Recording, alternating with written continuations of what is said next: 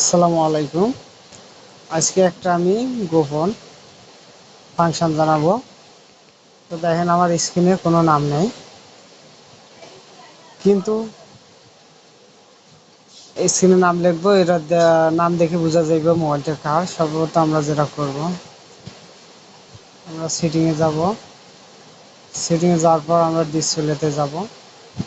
ডিসপ্লেতে যাওয়ার পর আমরা স্ক্রিন লক খুঁজবো। এই যে স্ক্রিন লক, স্ক্রিন লকে যাওয়ার পর আমরা এই যে লেখা আছে দ্বিতীয় নম্বরে add text on lock screen, এখানে আমরা নাম লিখব। আমি আমার নাম লিখতেছি, আপনারা আপনার নাম লিখবেন। ঠিক আছে, আমি আমার নাম লিখলাম, সেভ হয়ে গেল। এখন কেটে দিলাম, দিয়ে মোবাইল লক করলাম। লক করার পর দেখেন এই যে ডিসপ্লেতে আমার নাম ফুটে উঠেছে। সম্মানিত ভিউয়ার্স, আপনারাও চেষ্টা করেন এইভাবে।